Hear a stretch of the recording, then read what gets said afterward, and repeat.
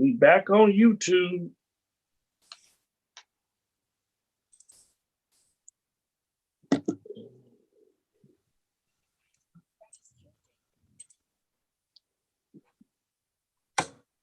Hello, University Park. This is your DJ, Trustee Theo Brooks. I have a host of 7 trustees and a mayor, and we're about to do our thing. I'm here. Claudia. All right. First up, Clerk D. Jones. She's going to give us a roll call, and we're all going to say we here. But until then, you're about to listen to the smoothest jazz on WUPC-TV. Blow your horn. I wanted some jazz, like old school, but Well, that's what I'm saying. Blow your horn. Blow that. Beat those drums. Well, you're a blues lady, aren't you, D? I'm a jazz fanatic. You're jazz. No, man, she's a rap artist, man. What are you talking about? She's just undercover. Now I cut a rap album. I got into, I'm gonna tell you, D, I got into jazz on them long winter nights riding around in the squad car. And because you get tired of that bang, bang, bang in your ear when you listen. I don't want to say the stations, but you hear it in your ear, and you just, for whatever, 95.5, that's what I used to listen to. Yeah. That's when, well, I got into jazz as a kid because my father, being a minister, he couldn't play a lot of that. He called honky tonk music. But instrumentals was cool. Right. Yeah. So all the artists that used to come out to those concerts, pretty much. Oh yeah. Yeah. And a lot that never came out. But what's happening to my screen? Oh, yeah, I'm noticing that too. Yeah, I think Neva fixes something. Okay, can you when this video comes on, can you say I see it? Okay. The YouTube is going on in the background, and the Zoom and all that's going on. So hold on one second. It's there. I'm just trying to get it to come on. It's ready. Well, I was notified on my phone that the meeting is on live. Yeah, it's in the background with the Zoom call. It's like a bunch of things going on my computer. Hold on. You got it. Just if you see it, if you could help me and just say I can see it. Okay. It's not playing? Nope. It's buffering on mine. I don't understand. It's playing here. Hold on, guys. Okay. Be patient with me. Be patient. Oh my. I am like a Zoom. Okay, this is you guys on YouTube. Can I minimize the Zoom? I'm hitting the share screen. Okay, I think I got it now. Okay, don't forget, if you can see it, say you can see it. Hold on. Oh, because he called me. He's so funny. This is his last game. I mean, he's talking about, let's go celebrate. Because they lost. Yeah. You see it? No. Nope. It's So yeah, we're gonna meet over there about, because I gotta go to awake. Okay, Neva, I just looked down. I popped it up on my phone. You are on YouTube Live, if that's what you're looking for. It's a 10-second delay between what I'm looking at and when I wave my hand. So I can't say I'm seeing us live. Yeah, so Terrence, I'll be there at 1:45. So we can't see your screen share now, So tomorrow. but nothing's planned at this time. Okay, looks like it's gray now, or blue. You so stupid. Yeah, you can find one. Trustee Jean Isabel, you're not muted, by the way. So. Okay. Uh-oh. She be having good conversations. No, she is muted, so maybe that's not her. No, that was her. Okay. No, that was not me. I'm muted. Yeah. I apologize. I couldn't. I thought it was your voice, so I apologize. I know.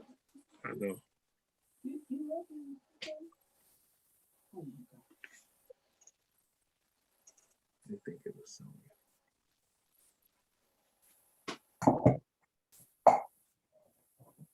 You can't hear me either. Okay, hold on. So did you see the white screen? We did. Yeah. Yes. You can see this. You can see this? The logo?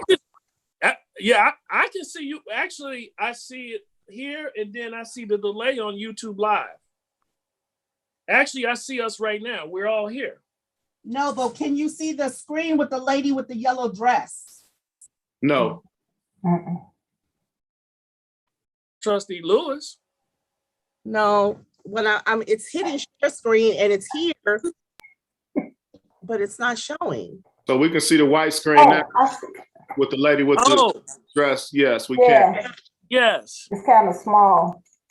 Can you hear it? No, No. we can see the thumbnail. Right. Is it playing? Is it Yes. playing on your end? Okay, so no, it's not playing on our end. Here, I can. Why don't I'll tell you what I know about the. I don't know Mr. Q at all or the fire brigade, but here's how firefighter hiring works in the state of Illinois. In order to be hired as a firefighter, you have to you take a test, and what has happened, like if you look across the state of Illinois, and where this has become an issue is that because this is actually something that Carl and I have been really involved in.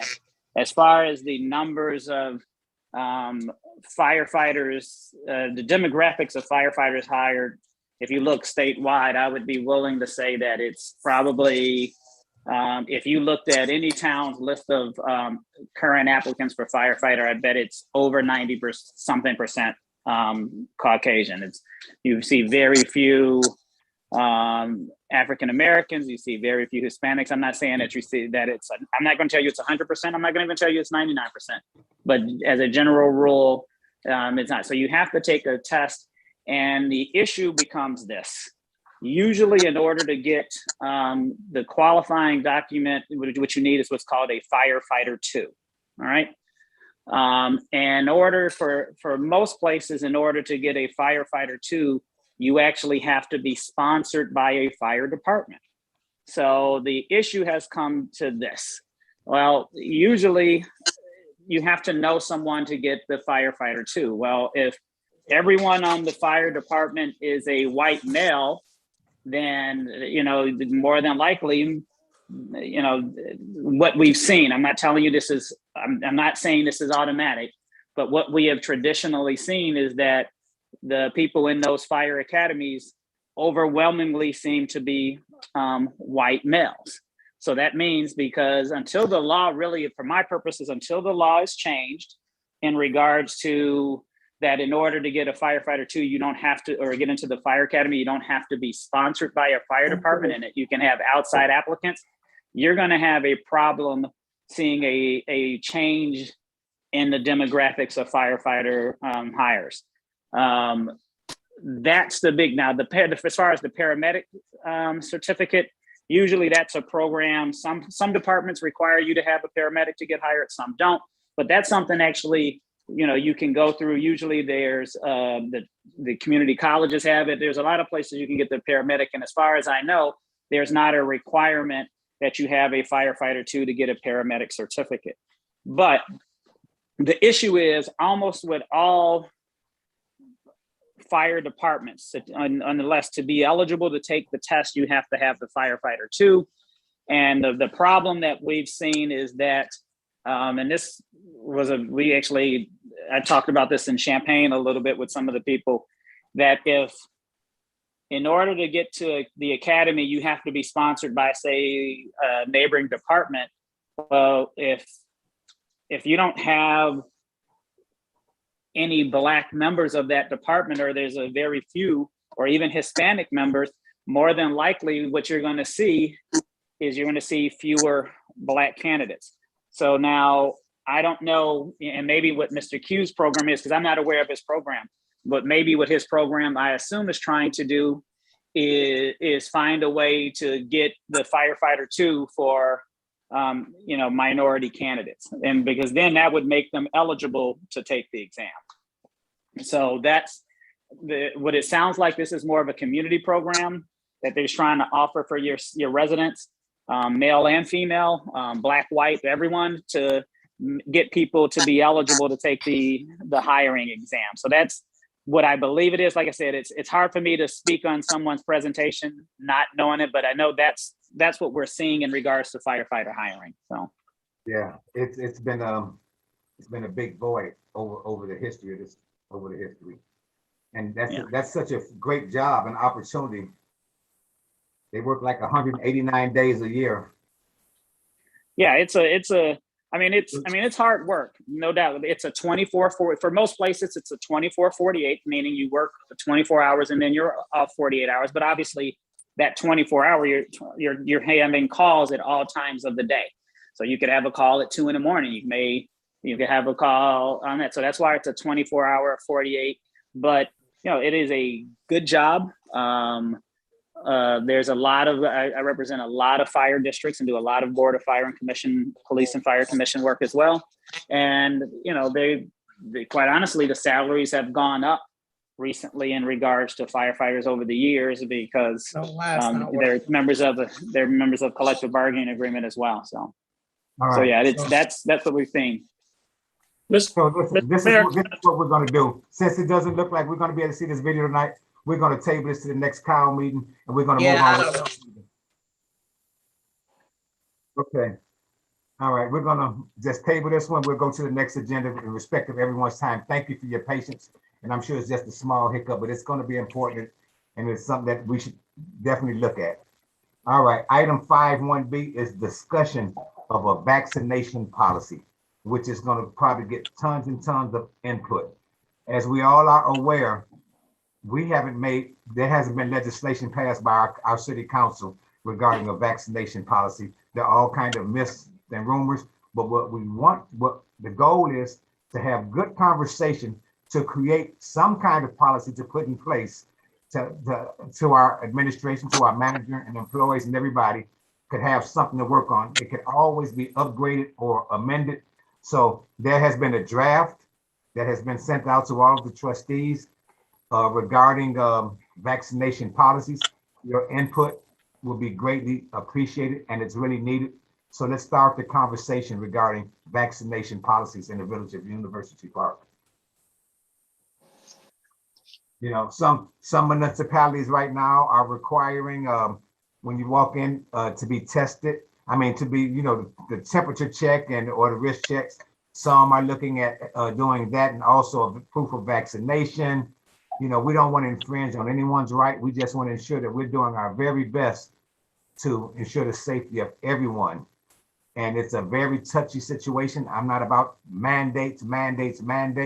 So I'm really need input from you guys on what you guys have discovered in the document that was forwarded to you all. Okay, I hate being. There you go. I don't want to say like I'm not Mr. Know-It-All, but no.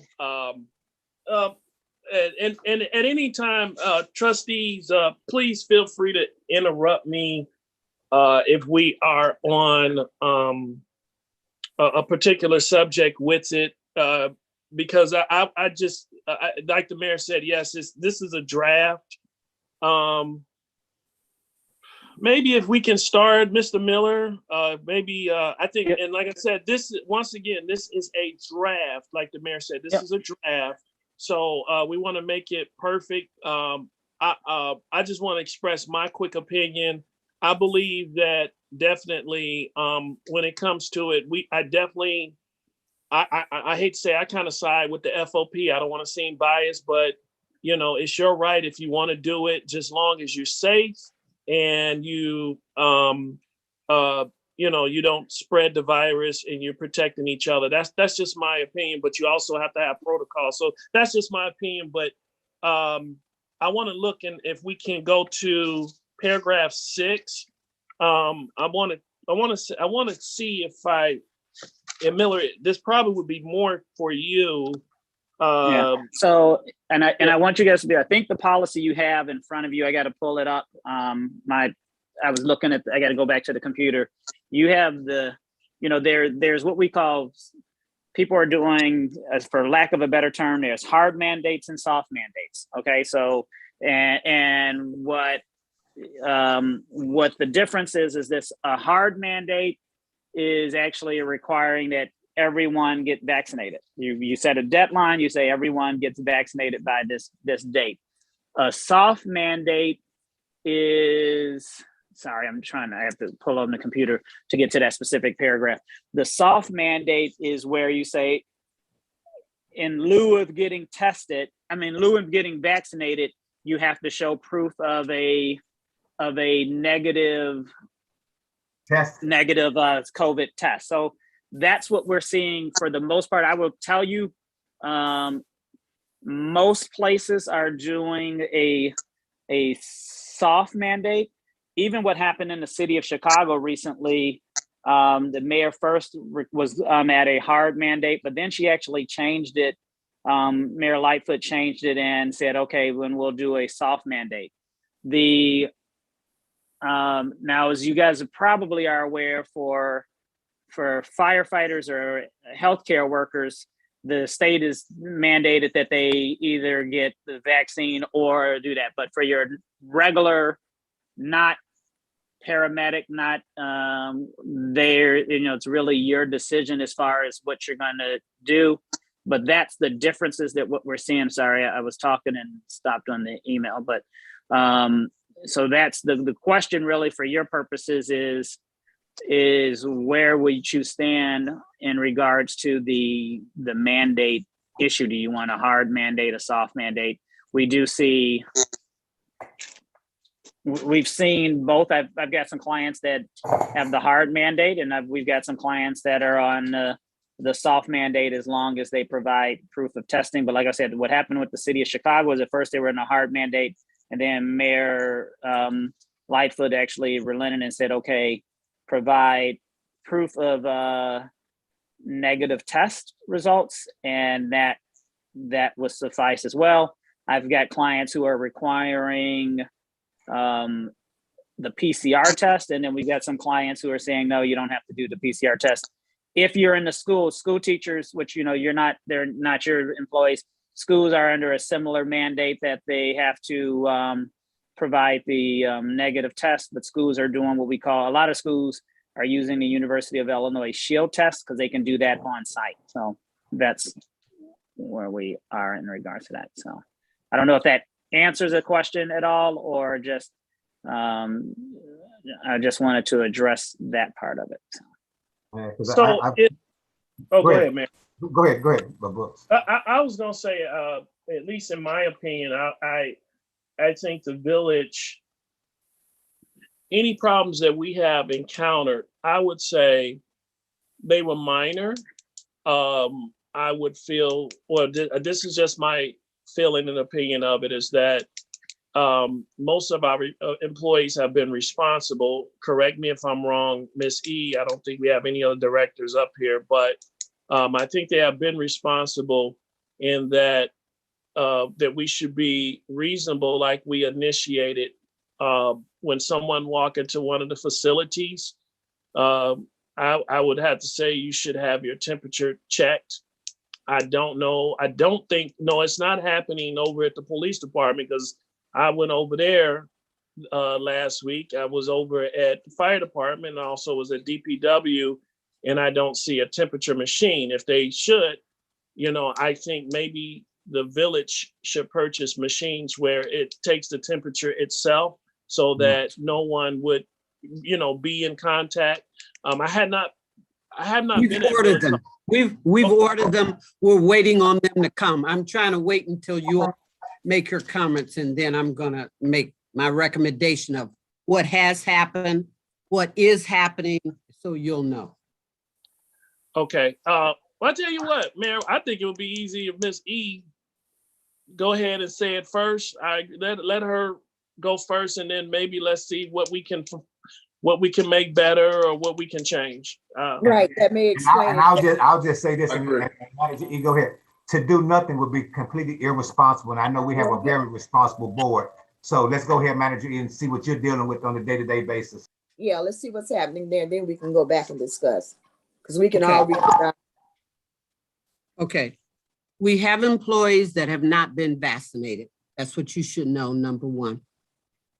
Because of HIPAA, I can't divulge the information, but we do have employees that have not been vaccinated. Now, those employees that haven't been vaccinated are working with employees that have been fully vaccinated. There have been some employees that have had COVID and had to quarantine for 14 days. Employees continue to be afraid of that, and we're dealing with that. But there needs to be some policy in place that has to do with either if they could not, because of HIPAA, again, we've got to be very careful about this. They need to bring the information over to the village. We're going to have it set up where the confidential information is going to be provided. They're going to verify either they've been fully vaccinated, if they have the additional booster, whatever, or if they cannot provide that as such, we would say that you have to really make your workers, and for this is a pandemic, you need to verify that you've taken either a rapid test, beginning of the week, end of the week. Let me just mention one thing to you. We had one employee that tested at the beginning of the week that they did not have it, but then we had them to go based on a proposed another outbreak in the middle of the week, and it was confirmed they had caught it within a few days.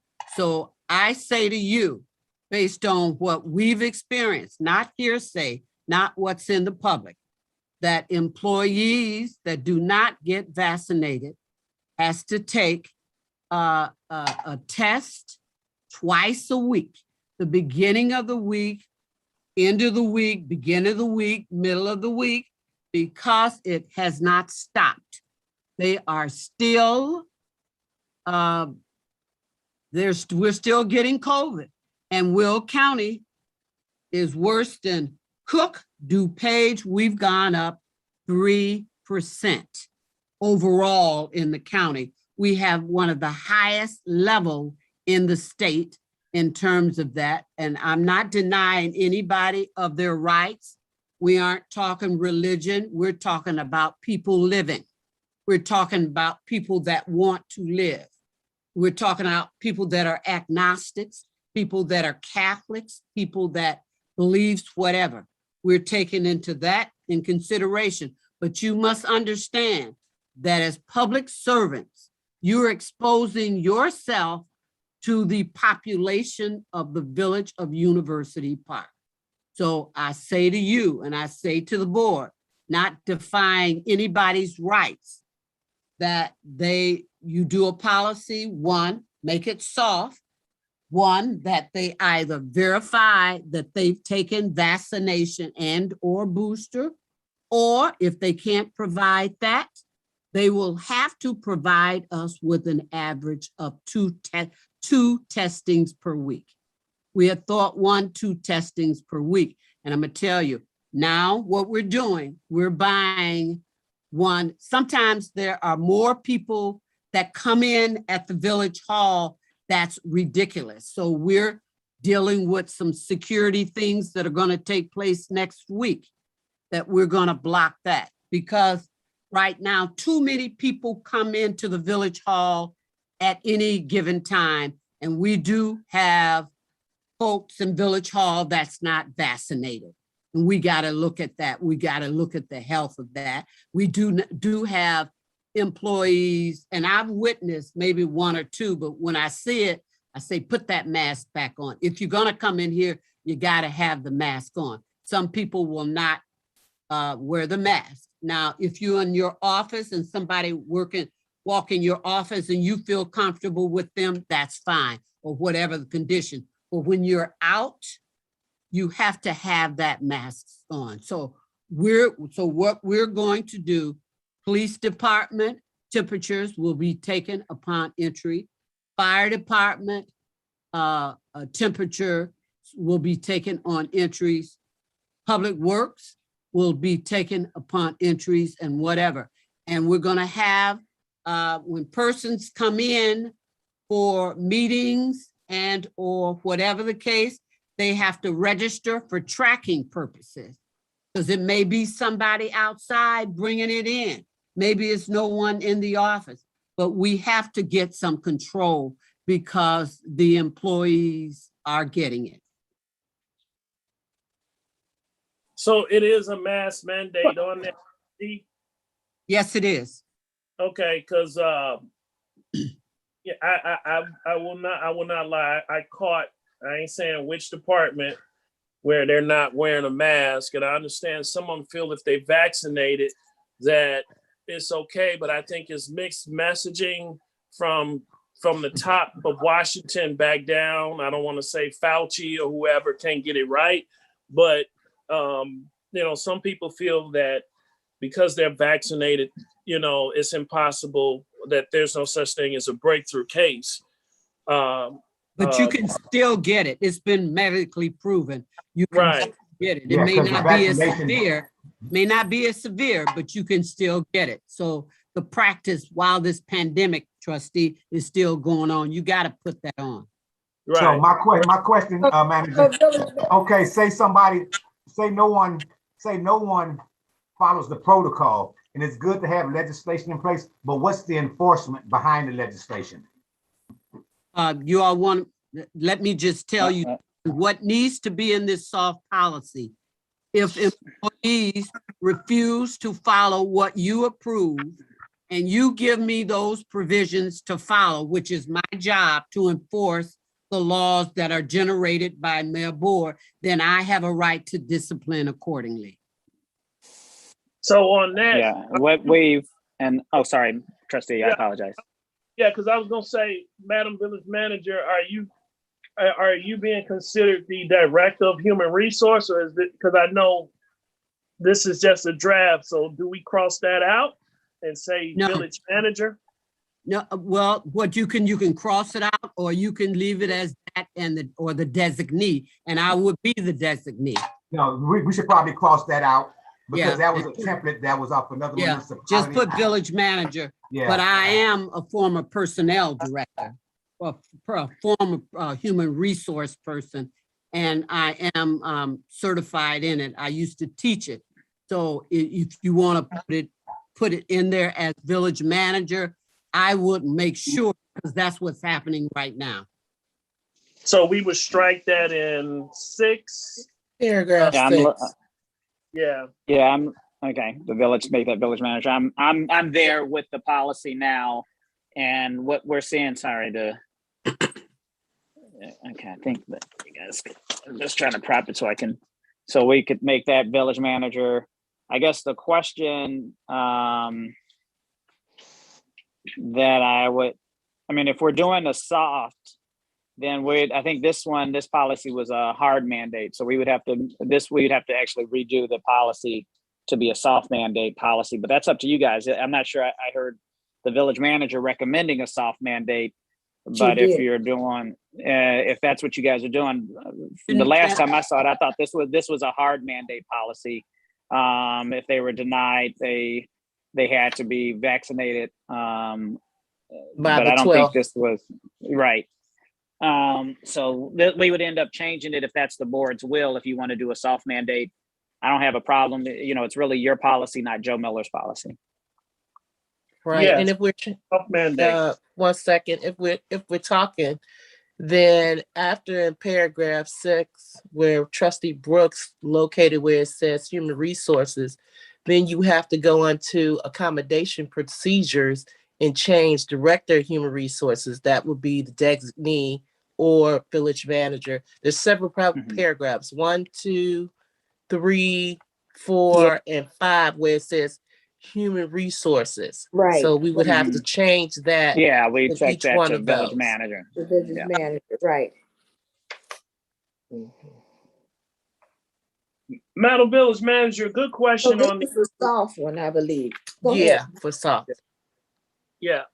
One question, Madam Village Manager, on the temperature gauges that you're purchasing, would it be a stand only when it comes to it? But it is. Or the- Anybody that comes, this is what it is. Anybody that it's recommended by the U.S. Department of Health is one of their units that they would recommend. It's a temperature, a very accurate temperature gauge, except for if you're too short, we may have to give you a stool to stand up. But it's a average height, Trustee, okay. Okay, yeah. Shirley, Average height. It brought me back to that event where I had to stand up. They couldn't do it. I was too short. Okay, it's an average height gauge where you automatically take your temperature and then it will automatically right below give you disinfectant. So when you come in, you get a temperature, you get disinfectant. Oh, that's good. They And have them then- at the golf course. It's at the golf course. They had Yes. those stations at the golf course before we Yes. came in. That's the machine that Yeah. Village Manager E is talking about. is it And the then- pass-fail machine, or is it the one that gives it accurate? Because they got the one pass-fail red, and then they have No, it's POD, this is white one. It's not pastel, just white. You know what I'm talking it No, actually he gives you doesn't the say- temperature. It gives you the Yeah. temperature. Oh, it gives you So- When you say pastel to me, you're talking about color. That's what I thought. Oh, no. He said So pass some of or them state fail. pass or some of them fail. Yeah. I'm sorry, Yeah. I didn't. I'm sorry. I've been talking country as heck today. I'm sorry. I My Mississippi voice done came out today. Yeah. So Let me ask. I want a question for you guys, because I want to make sure so you guys understand how I'm interpreting this and what we would have to do if the board's will is to do a soft mandate. So I understand the part about the Director of Human Resources. So there'll be a couple of changes. So just so you guys are aware, so where it goes, under paragraph 1, what would happen is we'd actually add a sentence that said, because the way it currently reads is that paragraph 1 is saying that everyone has to be fully vaccinated by November 12th or within 30 days following the administration of the first dose. And my interpretation, without this additional sentence in paragraph 3, even though it says testing weekly, the way most of us have interpreted that, absent a change to paragraph 1, is that that's only for those people until they get fully vaccinated. That's why I call this a hard mandate. But if we want to make it a soft mandate, then what we'll do is we'll add a sentence in paragraph 1 that essentially says, or provide the weekly testing. So that makes it clear that the paragraph 3 isn't just for the time period till they get fully vaccinated, but they could do the testing past the November 12th date. So that's what I want to make sure that you guys understand. So there'll be a couple of changes if you're doing a soft mandate to that. Okay, but let me, Does that? Attorney, you got to put the number of times of testing. It has to be twice a week. They can go. We can do that. Okay, they can go, and as long as they bring it in, because it's going to be contingent on them following this consistently, so they can get their paychecks, and we don't want any confusion on it. Yeah, that's fine. I know you have it in paragraph 3, you have it as weekly. It would change to twice per week, but also we'd add the twice per week language in paragraph 1 as well. So that's up to you guys this is really, for my purposes, I just need to know so that, because what I'm doing is I'm making comments in the document so I can add the language later. So can we all confirm that everyone agrees with the soft mandate? And I'll start by saying I do agree with the soft mandate. I just think Let me mention one other thing, though. Wait a minute. Go ahead, Madam Manager. We will not pay for those exams. That was my question. For the exams. Okay. Yeah, that was the next question. That's the key. We will not pay for those That's my exams. question. Our Yeah. insurance, their insurance pays for, there's a Okay. whatever, but whatever, there's a lot of free places out here. But I just want them to know that we will not pay for the exam. There's several, we can give them a listing of free places if they Right. want, but we will not pay for their exams.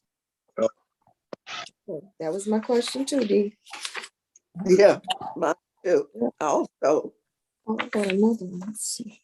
had another one. Go ahead, Dee. Oh, I'm sorry.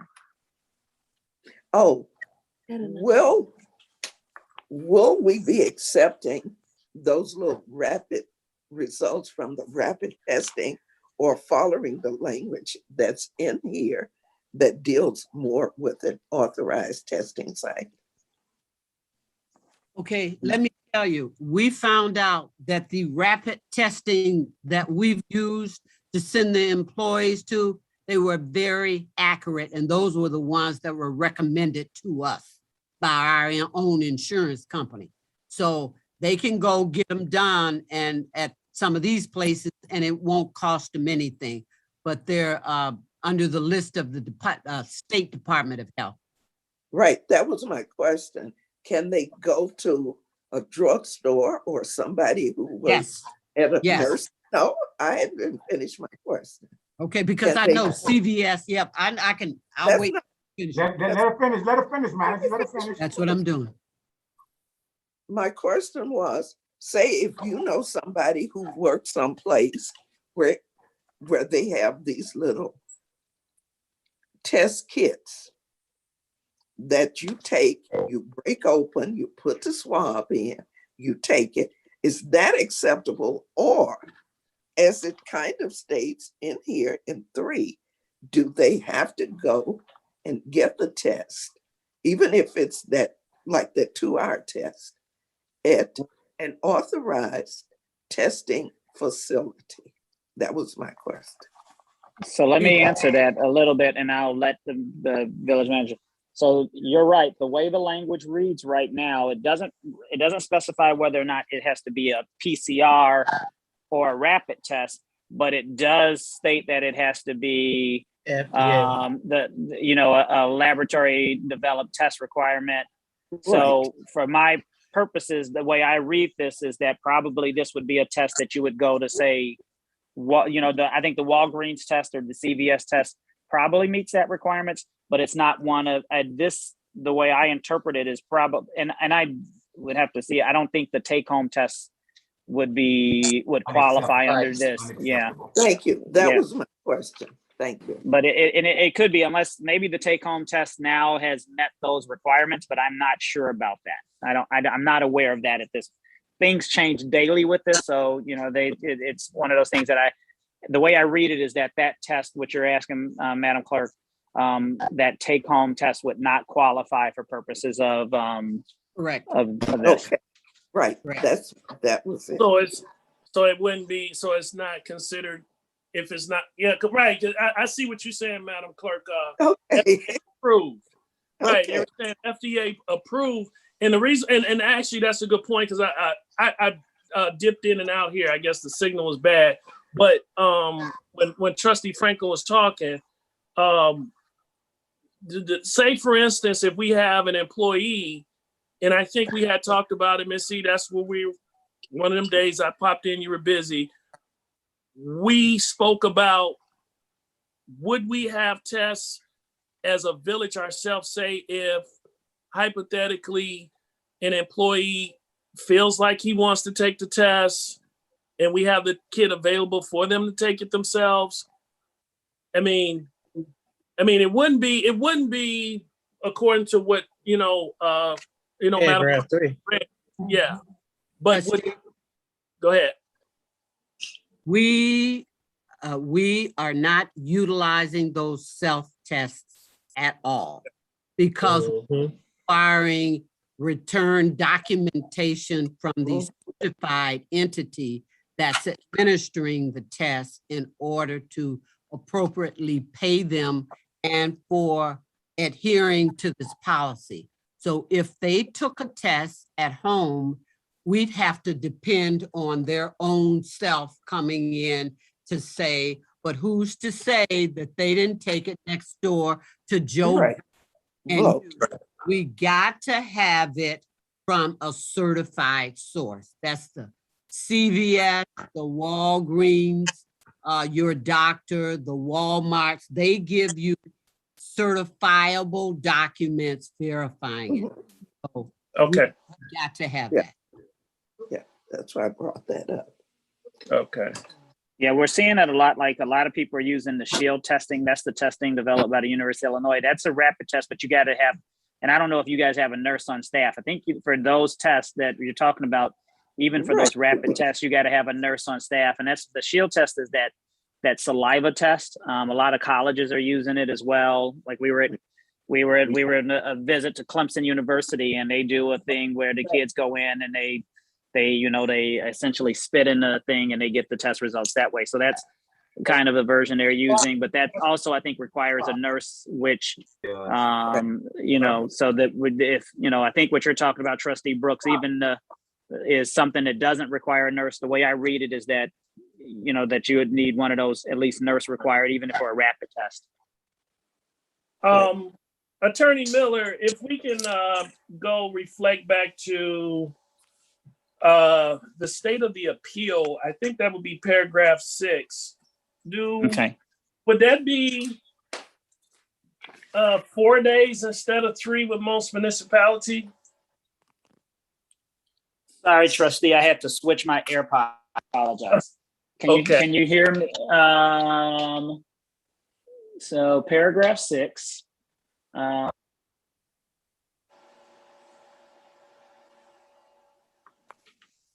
you guys hear me?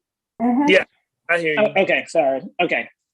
So you're asking about the 4-day or 3-day language there in paragraph 6. Let me just. Well, the employee has to get vaccinated, but. Yeah, so what we're going to have to change paragraph 6 if you are saying that they can do testing as well. So, so that's. 4 days for the 4 days for the, if there's a denial, but then they got 3 days for an appeal. I mean, I was just saying why was it? I see. You're talking about the appeal language. So paragraph 6 is going to have to be amended in 2 ways. One, if someone, has essentially for a medical exemption or a religious exemption, not only for the vaccine, but for actually taking the test, because if you're doing a self-mandate, they could say they have a religious exemption so that they don't even want to take the test. So what would happen is if they filed an appeal, then that would stay the 4-day requirement. So if they filed an appeal within I guess we'd have to change it so it's clear that they have to file the appeal with the Board of Trustees within 3 days. Doesn't mean you actually hear it, but they file the appeal, and then that stays the 4-day requirement is what would happen. Because the board may say, okay, I agree, you have a religious exemption, even though it was denied, and then they don't have to do it. Does that make sense? I don't know if I'm answering your question or not. I think I am, but I want to make sure. Yeah, okay. So it would stay it. So if they filed it within the 3 days, then that's what the way I interpret it. Maybe it just needs to be a little bit clear because this was a template used, but it'll be clear that they have to file the appeal within 3 days. If they don't file the appeal within 3 days, then they essentially within 4 days of the denial, they have to do it. If they file it within 3 days, it'll be stayed until the Board of Trustees actually makes a decision on whether or not they're going to grant the medical or religious exemption. So what happens during the course of the appeal? They don't have to, it stays, so they don't have to do any testing or any vaccine until the board makes a decision. Mr. Mayor. Yes, ma'am. Quick question on that.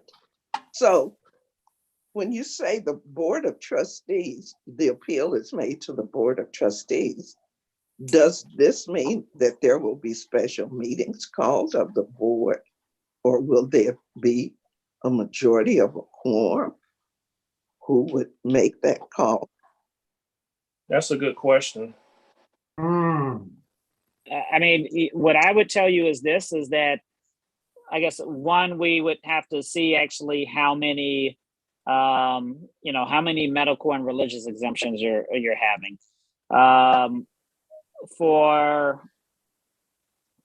I would tell you just to do it at your regular meeting, but I guess in theory, if you have a ton of them, you could have you won't have a ton, but let's say you have 4, which would be an unbelievably high number for a village of your size to have 4. But if you had 4, it may be something you would do a special meeting and hear them all in one night, because once they receive it, you should get the information in regards to the medical. They should provide you notice that they have a medical exemption almost right away. Right. Okay. Then I guess my other question is,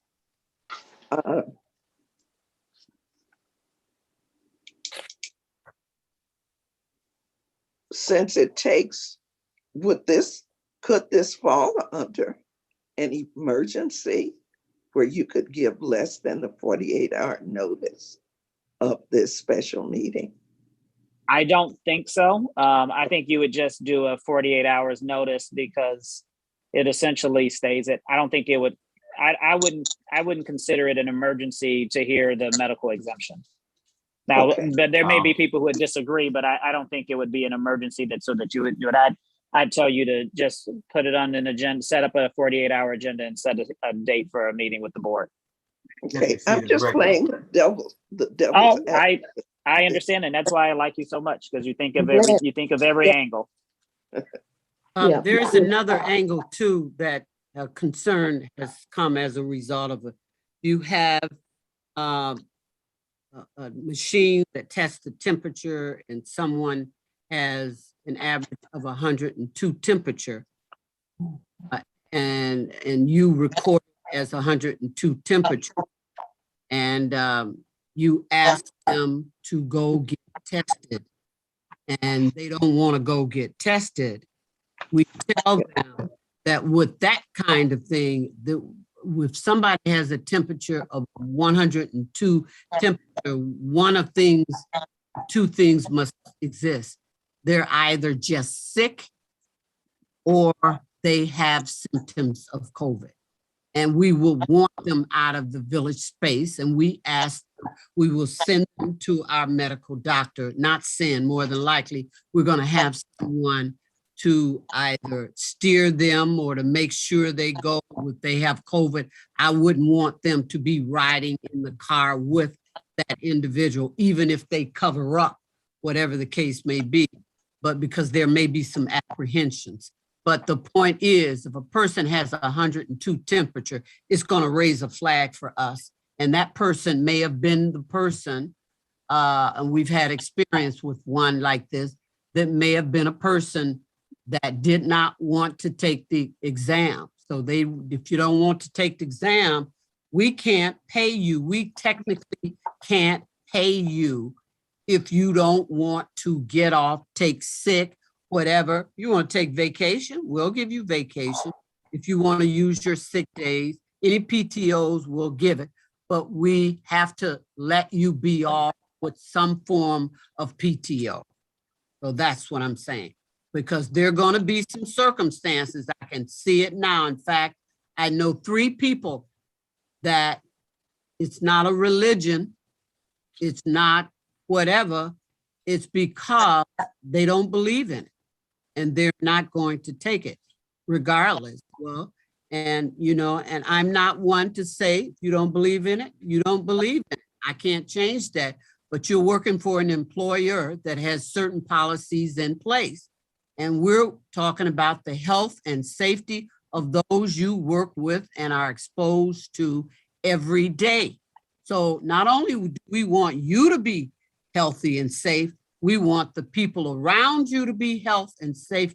And we want the people in the community you're exposed to be healthy. I think it would be really against me and the employee not doing their job if I have not complied with something that the board has put in place and the testing requirements, because the other employees will say, you know, Ms. E, there's a policy on the books. We were required, we want to continue to go because I only got 2 years left before I retire. So I'm going to do what I have to do to make sure that I remain safe for my retirement, to make sure whoever is around me. But some people just don't care. People are just different. They're just different. They just don't care. So I have to be very careful. We have to be very careful on how we position this in here, because I'm definitely going to follow it.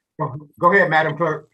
I just had one other question, and it doesn't have to do with the vaccination, but my question is back to someone with a temperature of 102, 103 or whatever, and they're sent for testing. They go and they do test positive for COVID.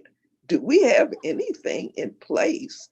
Now, they have been, say, in the office, all coming in that way, might have been sick when they left the evening before. Do we have something in place to sanitize the facility or policy that we send, say, going back to contact tracking? Yeah. Do we have anything in place to deal with that, to kind of at least ease the minds of the other employees or the other people on, you know, am I gonna get it? Is the facility clean, sanitized, disinfected? Yes, ma'am. And we just had one, as they said, the yes did it done for the Village Hall, and it almost made the people in Village Hall totally sick and disabled. Okay. The problem, we had them for the people that came in. We all did it in the halls, the mayor's office, public works, police department. We had to extensively sanitize because of a case that one of our workers, in fact, tested positive, and this individual exposed that person to these departments. So we had to, in fact, disinfect it.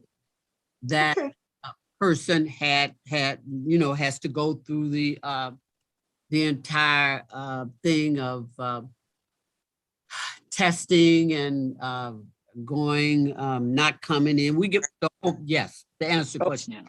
Yes. Yeah. So I just got to think about one thing on this temperature, because right now the policy you have in place doesn't really address that. And I'm not sure if I want to put in the temperature requirement in it, rather than just giving, the village manager, if someone just, ordering someone to go to do a test. But that would be, if you guys are going to order someone, let's say you have someone and they have a temperature 102, or they're extremely sick in the office, and you order it, then for that, since it's an order, that's going to be paid for them to go get that test at that time. I'm not sure if I want to put that per se in this policy. I got to kind of think about that. It may just be that the village manager, just as the village manager orders an employee to go get the test, and then we get the results, because you would order them to actually go to a specific location. I think that's probably the better way to do it. Even if you say, I want you to go to CVS and do it, or we set up a deal with the place for the testing. I'm not sure. I just got to think that through, because that's not something that's contemplated in this policy. You guys are kind of bringing up some things that Attorney. Yes, ma'am. Let me tell you, our policy is just that. In fact, we make the appointments for them. Okay. As long as you got a procedure in place, I'm okay with that. Just so you guys are aware, that's not in this policy that you have in front of you right now. Yeah. That's what I was going to say. It's not in here right now. I know we're talking about it, but it's not here. Yes. See, Trustee the Jenkins? point is, That's is why I wanted to make sure the attorney was very much involved in this. Because we got an issue, you know, I found out an issue yesterday where you and I need to talk about this, definitely with this right here. So, yeah, I want to make sure we got everything said here, because there may be an issue when this does hit. okay. Trustee Jenkins, you got a question? Yes. Are we using, you know, to make the employees feel comfortable as well as the residents that enter Village Hall? Are we using a company that sanitizes Village Hall for, you know, if there is a COVID outbreak, and has any of the employees that clean or disinfect? I don't know who really cleans for Village Hall or whatever. Have they been OSHA certified to be able to clean for COVID? Okay. Well, see, then we should be asking the same thing about those companies that are certified to do this, to ask for their credentials. But we got a combination of both. We got those companies come in, plus we have the employees that have gotten OSHA certified that comes in there to do it. So we got a combination of both. So the village does have on hand the chemicals that are used to combat COVID through OSHA standards. So they will be that, you know, they can be considered OSHA certified if an outbreak does take place, you know, or if it does take, you know, they test positive and they can clean the cars or whatever they have to do to ensure that the employees and as well as the residents are safe. Well, we have employees that use the chemicals that have been, that's OSHA certified for COVID to clean. We also have a company that does them both. So it's a combination of two. Okay. Does anyone know if the Will County Health Department does rapid testing right there in Monique? No. No, they don't do that. We have a company, Mayor, that we use that's sanctioned by our insurance company.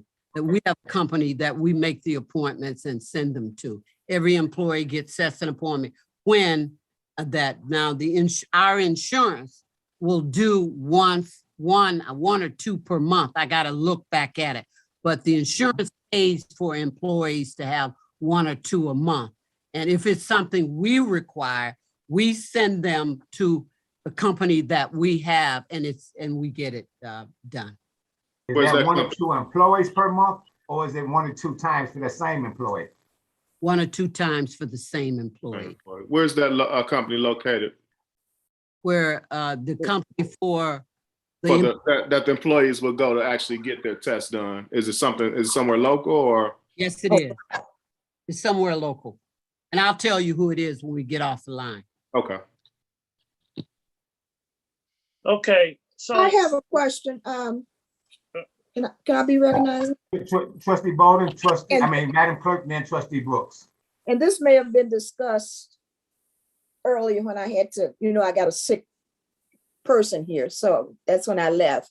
So did you all discuss item paragraph 4, where when the village employees are denied accommodations may appeal to the denial of the Board of Trustees? Was that discussed? Yeah.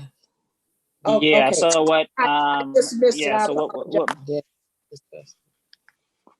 Yeah, you're talking about paragraph 6, right?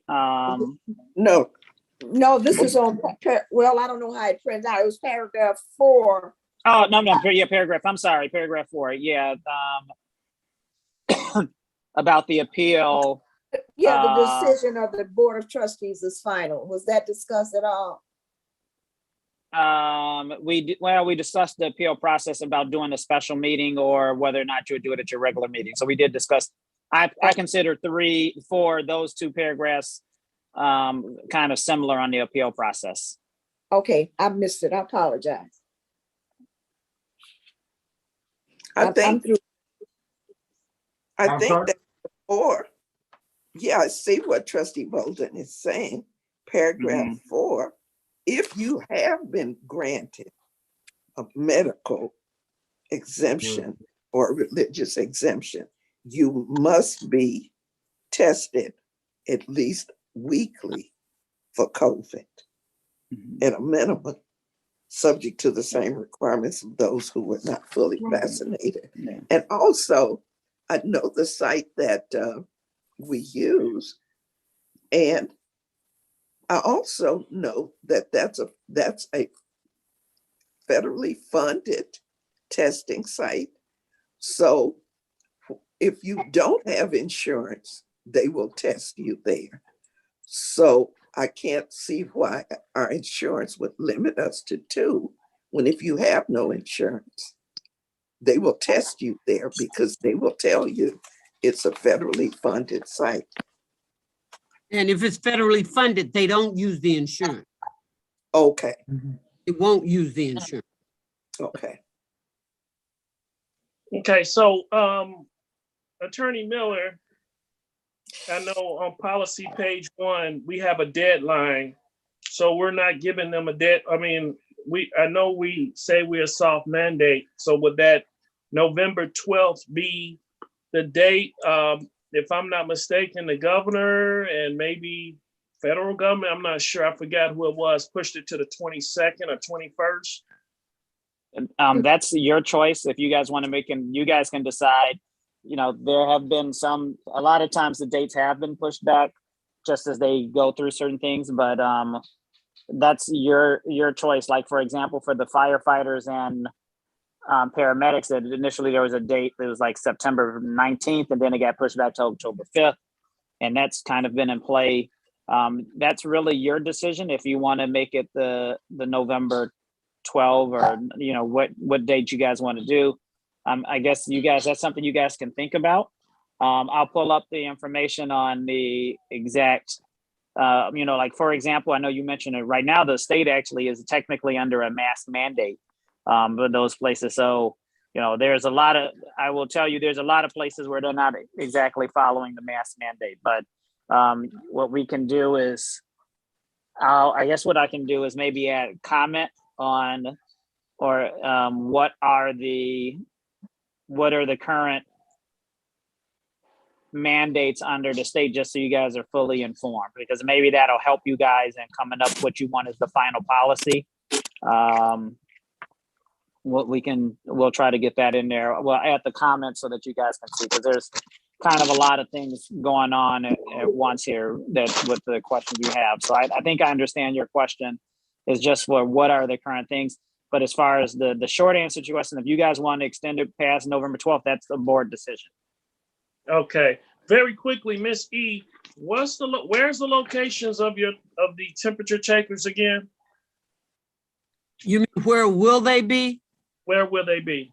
Yeah, we're waiting for them to come in. We've ordered them. It'll be as you come into the village hall, and the one in the police department, and theirs will be given. The determination location is probably going to be at when the employees come in, and the fire department the same, but they will get to determine their location. Okay. Where would Public Works? What about DPW and 90 Town Center? What about those 2 locations? Front doors. 90 Town Center is, of course, going to be at the door as they come in. It'll be at the door, and they will be required to sign in, because it's most public. They're going to be tracking where people other than village employees, they're going to have to sign for purposes of the state requirement of tracking. Right. So you can know their name, address, all that kind of stuff. But they have to sign in. And DPW as well, correct? Yeah, DPW, it'll be as they come into the building. Front door. Yeah. Okay, so I just want to make sure Village Hall, PD, FD, 90 Town Center, and DPW. All village facilities. Yes. All village facilities. Okay, great. So that's 5 of them. Okay. Lastly, for me, Miller, you said we can work on the pushback date. I just want to know, did we need to put a quarantine in reference to quarantine in here, or? We can we can absolutely, just say that they have to follow the CDC quarantine requirements. And I thought it had a 14 days. It should be. Yeah. It may be 10 days. I think 14 10 days. what it says now, what it says currently, if you go to paragraph 3, it says that you follow the village's promulgated quarantine policy and will not return to work without a negative test. That's what you currently have in there. But Right. we can make it so we can, if you want it to be clear, the only issue with putting specifics in there is that the quarantine requirements have been changing all the time, and there's different quarantine requirements for those who have been vaccinated and not vaccinated. So Attorney Miller, just for clarity, that ensures that everybody, whether you're vaccinated or non-vaccinated, gets their temperature checked and entrance into the facilities. If that's what you guys want, this does not. Every address employee that temperature. comes in every morning must have their temperature checked. Oh, not just employees, public officials, anybody, whether you're vaccinated or non-vaccinated. When you come into that building, trustees, come into a building, you have to get your temperature checked. Well, just FYI, then it's maybe slacking a little bit in where you are in that office, because I've been in there 2 or 3 times. I've been in there 2 or 3 times, and I haven't got No, we haven't gotten the equipment, those pieces of equipment in. No, remember when you first come in, Yeah, she used to there's still a risk thermometer. that she would take. We don't do that anymore now in there. No, it's been gone. Those have been dead as a doornail. They Okay. for a week. They only take batteries. We got the real one coming. Right. Meanwhile, so meanwhile, when we come in there like village trustees, when we come in there, would you say, Mary, it has batteries? Yeah, it only takes batteries, 2 AA batteries. Because I've been in there a few times now, Miss E, and nobody's bothered to test. Mayor, the ones we have, those batteries, after 3, 4, 5 times, it's not like the types that you go into medical facilities with us. There's a difference between $100 and $500. It has to do with these machines. We didn't pay $500 for them. We didn't pay $100 for them. And listen, funerals are a lot more expensive than all of those. So don't spend those costs on the batteries. But we're getting ready to get the real ones. Okay. Yeah, because we've been in there and we haven't been tested. Okay. Yes, ma'am. So Ms. E, in paragraph 5, basically is saying, if you don't know, you can seek medical and legal advice when necessary to process an exemption, right? I'm sorry, you said get, Paragraph 5. Section On 5. Page 2 on accommodation procedure. So pretty much we'll call Miller if we run into a little problem, right? Yeah, but that's why I want this to be as clear as possible. So it won't be any misunderstanding, or we understand what this is and it won't be any misunderstanding on this. Okay. Any Madam Clerk? So no termination, right? Trustee, let me tell you something. If an employee, let me just say this. One particular employee may have told us they didn't have it. So we went on break. Okay. But then maybe within 2 days, because of a resurgence of another issue, we sent them out.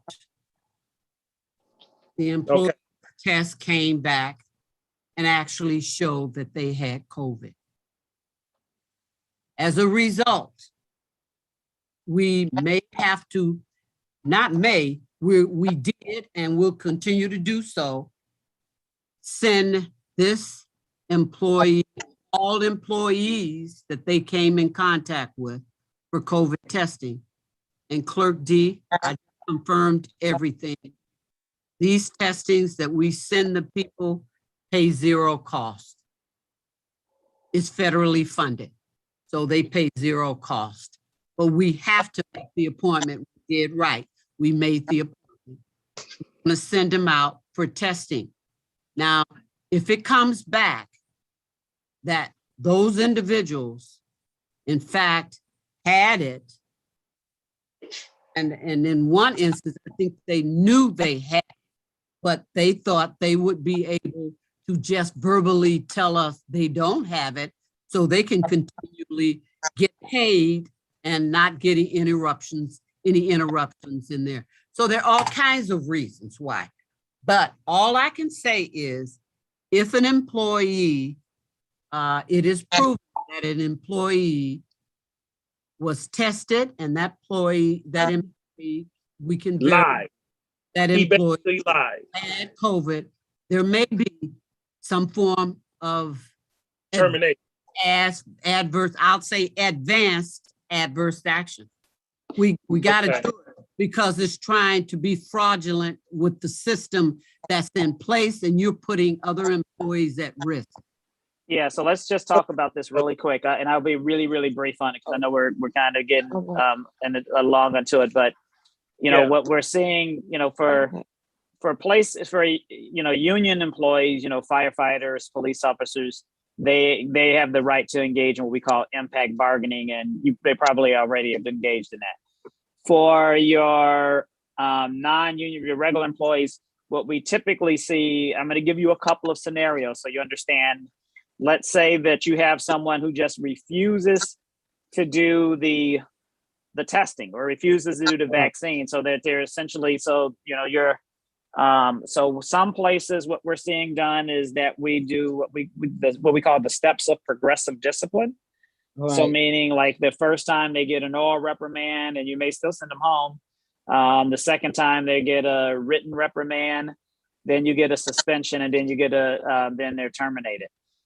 So that's how we're seeing it now. That's for someone who's just saying, oh, I'm not going to get the testing. And I've had a couple of situations like that already where we've got 1 week they didn't get it, they got an oral reprimand, then next thing you know they got it, and then the next week they didn't get it.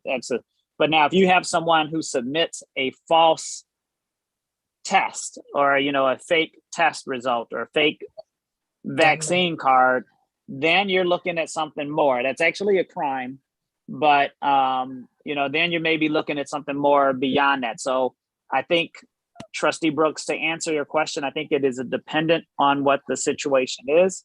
If they're, let's just say they refuse to comply with the vaccine or the testing requirements, you're probably looking at something where you're doing a reprimand at first, hoping that they'll get it, and you follow the steps of progressive discipline. If you have someone who actually, because I think with the village manager was referring to someone who kind of knowingly submits a false document, well then, yeah, you're probably looking at something more than that. Maybe will it be termination? I don't know, but you definitely are looking at something more significant than a reprimand. Okay, and Attorney Miller, in reference to those who are already vaccinated, or Mrs. E, and then this would be my final question. What about those, like I said, they already vaccinated? Would there be any protocol about them getting tested, or if it's just only if they catch a fever? What is it? What we're seeing at most places, and I don't know what you guys may have a different plan. A lot of the places we're seeing is that if they're vaccinated, they don't have to get tested unless they show symptoms. And then they get a test, and if the test is negative, then they continue to work. But if the test is positive and they're a breakthrough test, then they have to quarantine. Mr. Mayor. Mr. Mayor. Yes, ma'am. I just had one question on page 1 under policy number 5, where it deals with employees who have not been vaccinated. I think it kind of goes along with what Attorney Miller just said. would this language be replaced with what you just said, Attorney Miller? And what it says is, if you haven't been vaccinated by the time period provided or granted an exemption, you'll be placed on unpaid administrative leave until one of the requirements are met. And if they indicate that they refuse to. So this is where I was talking about, we're going to have to rewrite those words, because this was more of like a hard mandate. Now you guys want to go with a soft mandate. So we're going to end up rewriting all of those portions so that it's clear that they can do the testing requirements as well. So there will be some significant revisions, Madam Clerk, because it would. But Attorney, let me say this final comment. It just so happens we had a circumstance of that with an employee, but that employee had the direct contact with the person that was confirmed with COVID. I mean, direct contact with the person with COVID. Everybody, in fact, was afraid to go around that employee. Everybody took the exam and did what they have to do. I put out the mandate in writing that everybody had to be tested. If you could not return to work until you were tested. Okay.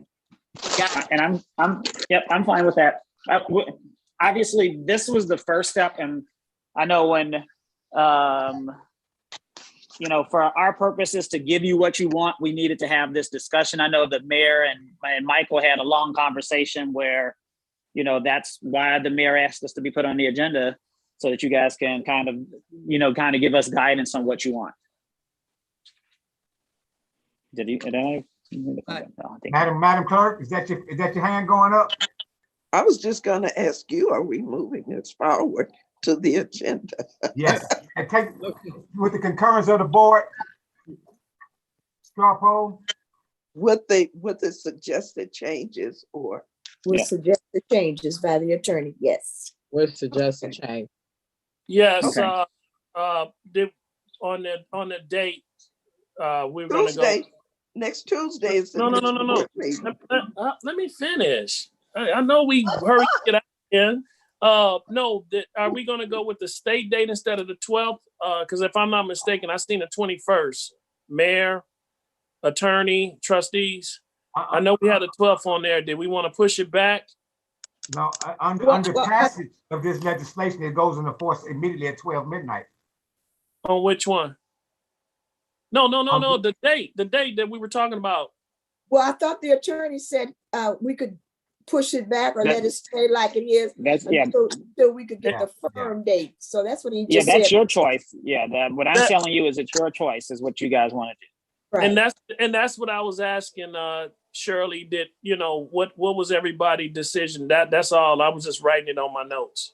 Oh, to let it stay as is or push it up the to 12th, right? The 12th, or did we want to put it with every? Because I thought I seen the 21st on some policies at some places. And that's why I said we didn't know, we wasn't sure what date. So as of now, it was going to stay like this, since this still is a draft, until we get a firm date. I mean, that was just my thought. You know, Yeah. And I think what I'll do is, because I have an expulsion hearing and I have a speech on Saturday, but I'll ask one of our attorneys, John, to work on it, and I'll ask him to put kind of a comment on what the state dates are, you know, just so you guys can choose. I mean, you can say, because I'm going to, because we want a definite date, not just something what we think it is. Yeah, I'm on the IDPH website right now trying to see what date the state has on here for there, and I'm just not finding it just yet. So I will, I'll have John work on this, and we'll kind of go from there. I'm just, for some reason, I'm not, here we go. Let's see. I agree because of the cookies. And I'm just trying to see what the date is on here.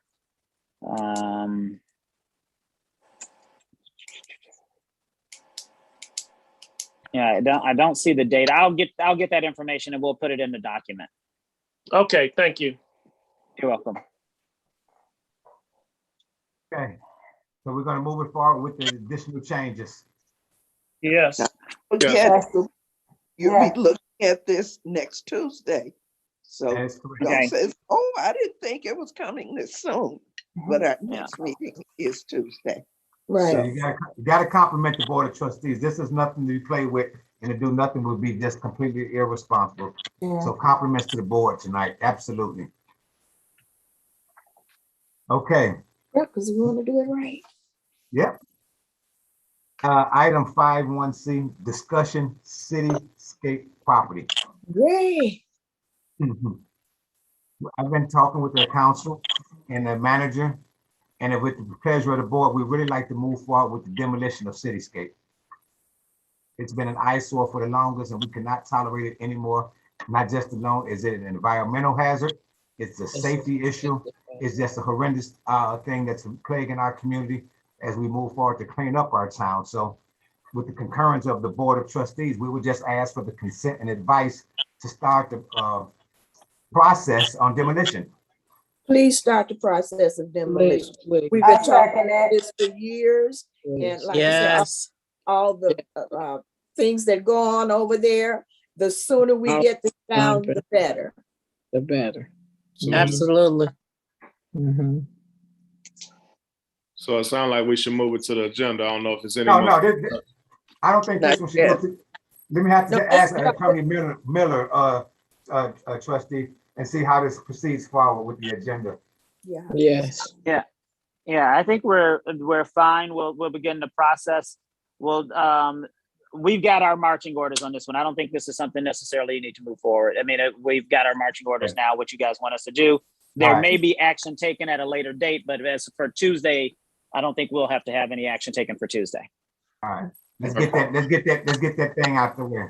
Yes, please. Mayor, does Yes, that sir. person and those people, did we ever get that, whoever was paying taxes or whatever on it, did we ever catch up with them? There's so many different people paying taxes on it, so many different names on that property. Let's get that thing out the way and then get Yeah, tell me the line. I didn't, yeah, I'm not disputing. I'm just wondering, did we ever get to the bottom of why they were holding that up? Because I agree that's a eyesore. Yeah. Okay. Thank you for all the comments. That was a quick one. Okay. Here's one that people are always talking about, and I want to start this off. This is item 5.1D, the potential of a creation of a park district. And I just want to give a little insight on what's going on in the community.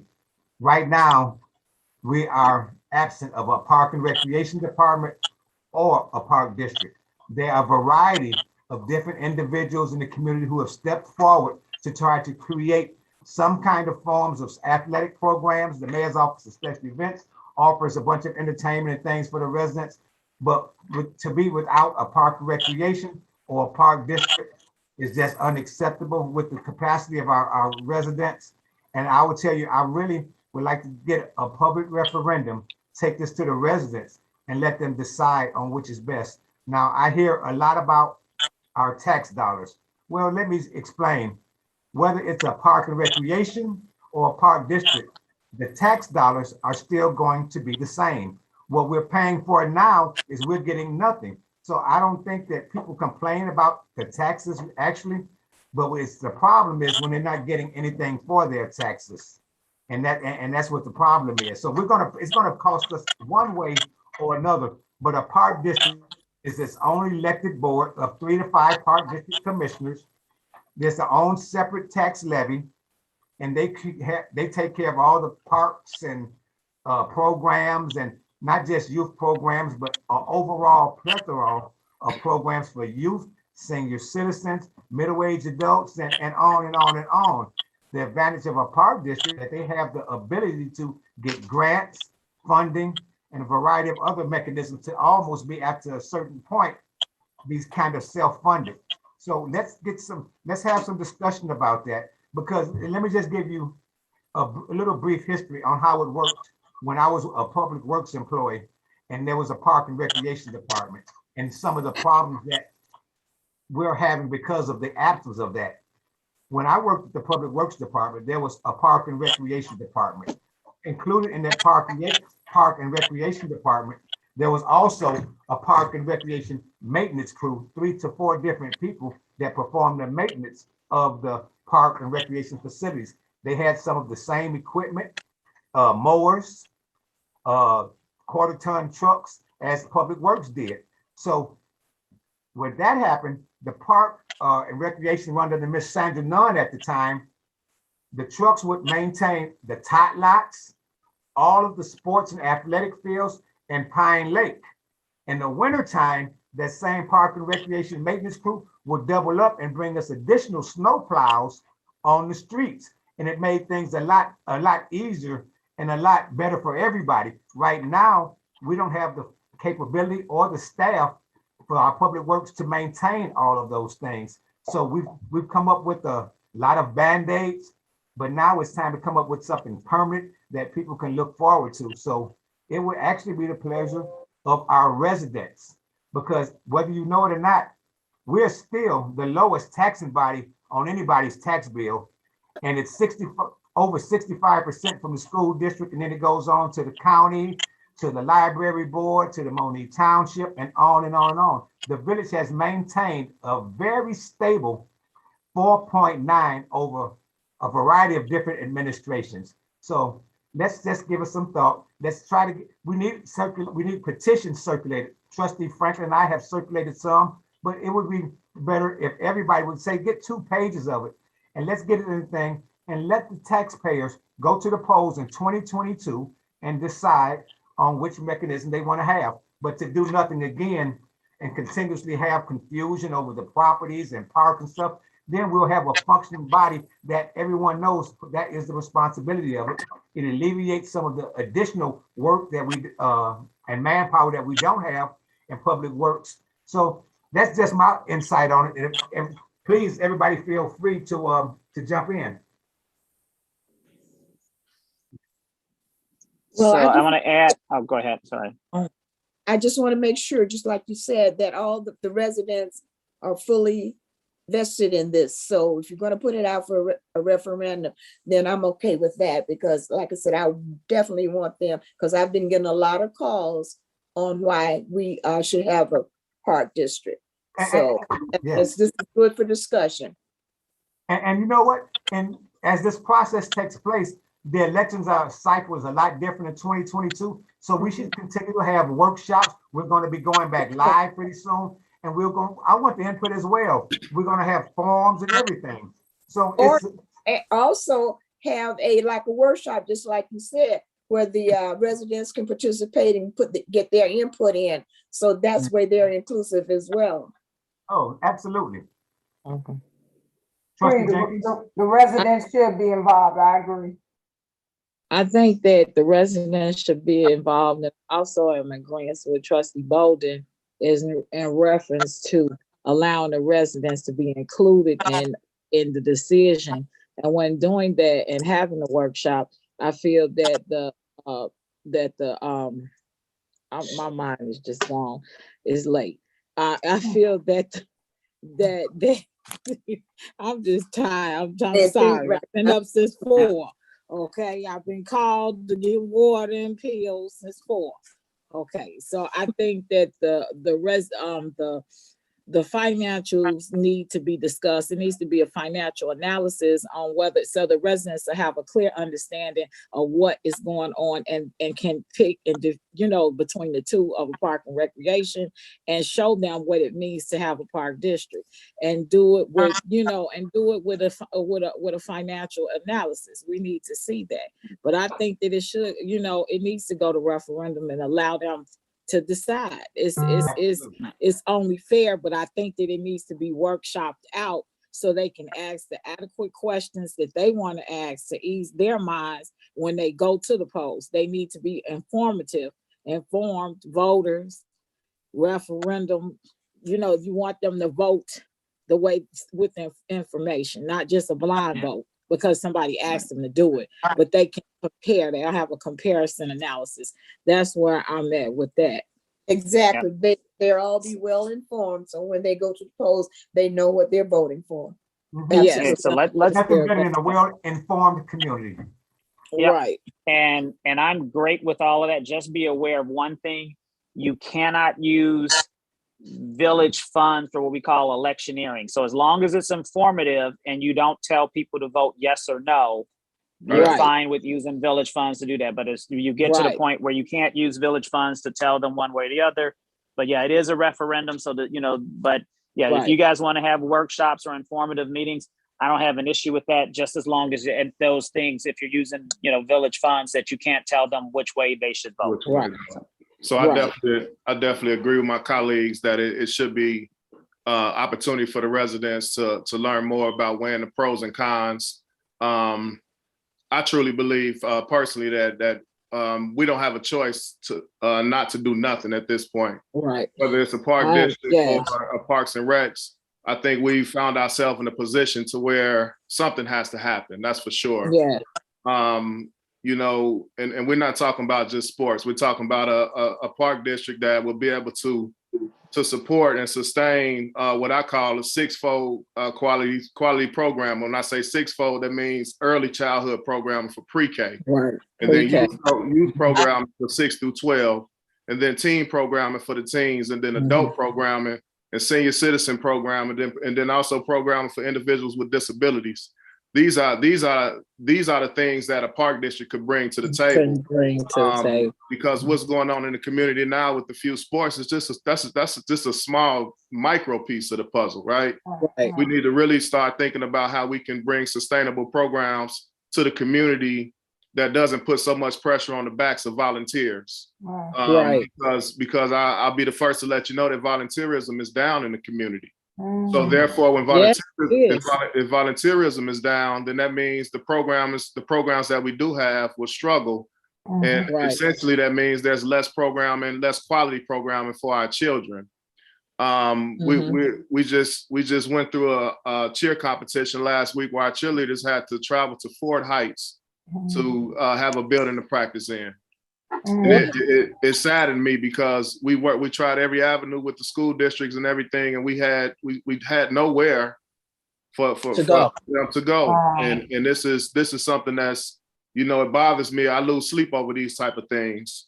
So realistically, something has to be done on our behalf. We've been able to find money to fund a lot of different other things. I think that, you know, exploring this idea or the idea of us building a rec center is something that we can no longer prolong within this community. I'm also going to say this, and I want us to really listen to what I'm saying. If we do nothing, the children in the community are going to put us in a position where our property values are going to be lowered, our crime rates are going to be raised, and it's going to be a domino effect on our taxes anyway. Okay. Listen to what I'm saying. There's a lot of guns in the possession of these kids in our community. Yes. I'm gonna say it one more time. There's a lot of guns in the possession of these teenagers that are in our community. Our football program right now, the amount of kids that we have from Roseland, from Argyle Gardens, and from Inglewood is unbelievable. And these are good kids. These are great kids. And with the right guidance, they've learned how to transition into our community and appreciate something that's better than where they come from. But there's also another side of that puzzle to where they could have came into the community and had an adverse effect on the community in a negative way. If we had a park district for the residents that are moving into the community and programming for the residents that are moving into the community to be a part of, we've made ourselves a much stronger community in so many different aspects. So my take on it is that we don't have an option not to start moving forward with some type of plan. And I don't necessarily know if the answer is park district or Parks and Recs, but I do know the answer is to not do nothing is not the answer. It's not the answer. It's a recipe for destruction. So, and that's coming from, and that's coming from a person who, you know, I've done all that I can do for the kids in the village as it relates to me. And I'm telling you, the amount that's being put on the amount of pressure, the weight that's being put on the volunteers, the few volunteers that we have in the community, we're almost to a point where we're in a real troublesome situation. So I think it's important that moving forward, we really take this serious. We find some type of funding, and we've been able to find funding for a lot of different things. We have to build a rec center. We have to get at least a steel frame building in this community for our children to be able to have a place. Pave walls. You know it's coming. At minimum. But So, can I ask a question? My question to this is that you had to travel all the way to Fort Heights with the girls to practice. Are they through with this season, or are they continuing on? So the cheer competition is over. Now we're in playoffs. So tonight we practice under the canopy at the park until it got dark. You know what I mean? Well, can I ask a question of the village manager? My question is that if Village Hall could host the Night on Blues, or the blue, you know, I don't, you know, the pastor and police thing, couldn't we accommodate the girls so they will be warm and safe, and they, you know, in Village Hall until they are finished with their season? I mean, you know. So Trustee Jenkins, I will, of course I looked into that. And so we're talking about children that are not old enough to be vaccinated. So that brings along some other issues with, you know, we have people that are, you know, it's a lot of lawsuits and different things going on. So it puts us in a tight spot. I understand what you're saying 100%, but you got to think about, we're talking about children who are not old enough to be vaccinated, and those it's a touchy topic. So that's the reason why. So would they not, if you have ventilation, because I'm gonna say my daughter is a cheer coach. She's a cheer coach for the youth right now. They haven't had any COVID breakouts, and they are on the inside, and no, they're not old enough to be vaccinated. But what the facility has done to help the children is that they have ventilation. You know, they open the doors, and so it's ventilated. So what comes to mind to me is the golf course. The golf course has adequate doors and a porch and, you know, a deck and all like that. Why can't the children go there and practice for the next couple of weeks if golfing season is over at the golf course? So my thing is that, you know, we can't. I'm thinking in terms of the children, and I'm thinking out the box, because we have to protect them at all times. Absolutely. And so, and I know that when my daughter is cheer coaching, that they haven't had any issues. You know what I'm saying? And it's quite a few little girls. It's about 150. So but they doing it at different times and in different groups, and it's ventilated. They opened up the doors to the church, ventilated it, and you know, but they do COVID testing for them as well. So trust me, I've tried every avenue, and unfortunately we have had positive cases. So So I say that to say, you know, we're in a position now where I just believe that we have to start having this dialogue, and more so than having a dialogue, we need to start moving forward and get the residents involved as far as how they feel, and just understanding the pros and cons. And those are my comments. Thank you, Trustee. And we are going to build that multi-purpose facility. Long time coming. Long time coming. Yeah, it's well overdue in the community. Yes. Mayor, may I be recognized? Trustee, yes, sir. I'll give my position, and I think this will be the first time I said it before these board members, probably Trustee Franklin, Bolden, and Jenkins Bell heard this before from me. In 2017, when I got in here, the reason why Park and Rec was shut down because of mismanagement, plain and simple, money being wasted. It was totally wasted over there at the farm, you name it, bad. So the board before me, those members on the board shut it down. So now when I get in, just like I call it the greatest financial crisis I've ever dealt with, between 17 and 19, I would say the board did the best they can to try to save the dollars. The amount of money that cost was $750,000 average. Now we got permit money from Clayco when we did Amazon. I could tell you now, that was a year and a half of operation for a park and rec, fully staffed like it was prior to when we had alligators, horses, you name it, all over the place. But now everything we're asking for is so simple. And Trustee Franklin, I'm with you. I believe something needs to be done. Me personally, I do believe this village is able to sustain the capability of financing its own park and rec. That's my personal belief. I know how many dollars I've seen coming in. I watched $8 billion come in for 2 years. Sometime we touched that 9. Yes, well, we was in a financial crisis. Did we have to borrow $1.3 million in order to do it? Yes, but we were not dying.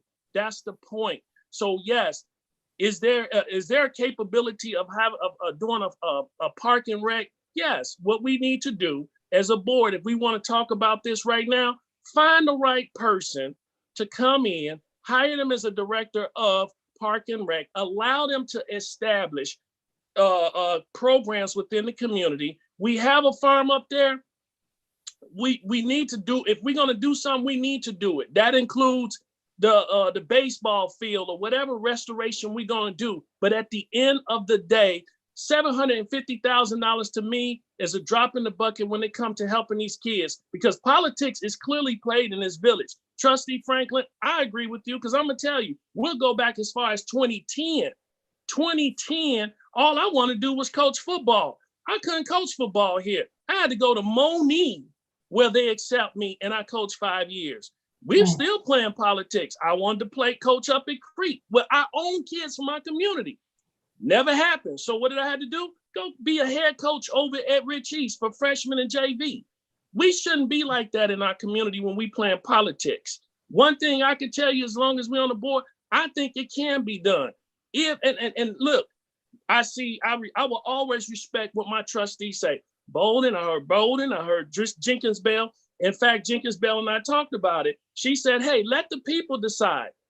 Hey, that's their opinion. My opinion, if we have that much money that we got to float coming in, and we supposed to have a Carvana that's supposed to bring 1.5 million possibly a year. We have a steel company coming in. We don't know how much revenue that is. If we can just take the and we're not even saying that was $750,000 that Mayor Rudess was talking about. And actually what he was talking about, how the park and rec would come down and help DPW, that was a blessing, because I could tell you 1,000 times, I know if we all been here more than 20 years, we've seen park and rec trucks out there throughout the village doing these things. So I think part of it, if we want to take board actions ourselves, we can do it ourselves. And then 2, if you want to go out and get the signatures, that's fine. But I think it can be done with the right person and budgeting correctly, because enough money flows through here, $8 million a year. We can find somewhere $500,000 to invest in our kids, to get a baseball, to get a football, and build and invest in these parks like it should be. The only reason why the board I was on from 17 to 19, the reason why we did it was to scale back and put everything on pause until the money comes down, in which that was supposed to end in 2021. Thank you, Trustee Brooks. Again, thank you guys for the comments. Let's take it to the taxpayers. Let them decide on what's best.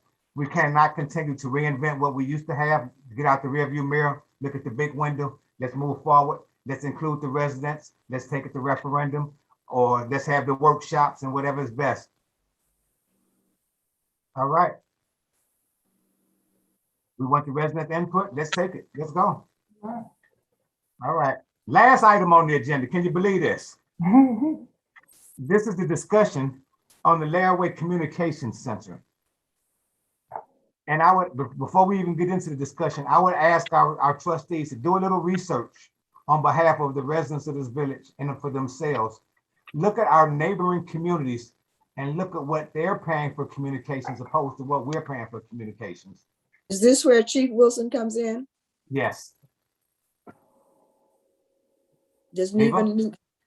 Mayor, let me just say something. There are some contractual issues.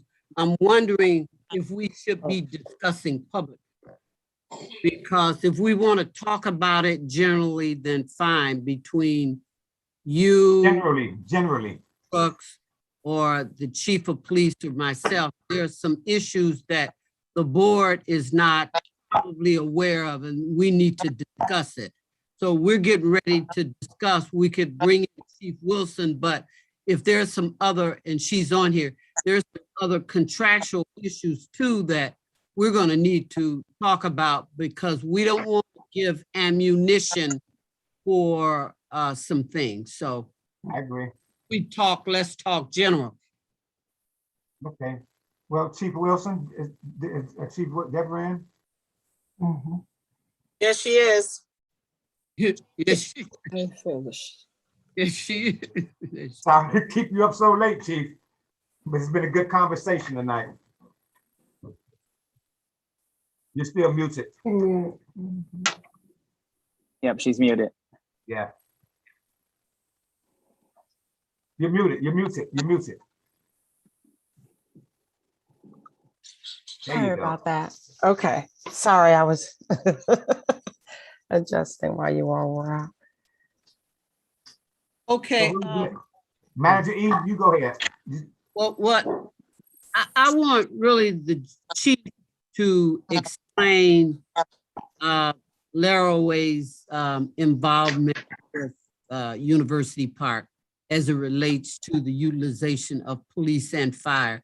So if she can just, for the purpose of this board, explain Laraway exactly how they function and what we do now, what they provide. Okay. Good evening, everybody. The Laraway Communications, as far as the police department, okay, and then I'm familiar with some of what the fire department as well. But as far as the police department is concerned, they provide our dispatching services, answering the calls and so forth, dispatching our officers to different calls, taking the calls from all the residents in University Park. And then also our report writing system is through them as well. They also have a Cad system. And basically how that works is someone, a call taker at the dispatch center at the Laraway Communication Center will take a call, whether it's from 911 or non-emergency, then they will in turn assign an officer, or the computer assigns an officer. They then type it into the Cad system, which is in the mobile data computers that are located in each one of the squad cars, and send the officer to the call with any pertinent information on it, detailing what the call was about and so forth. If an ambulance or fire is needed, then obviously they dispatch them the same way. So, and then our report writing system is also tied into that with the Will County State's Attorney. We have the ability to send them reports and so forth, cases, attach different documents to any type of case report that we do.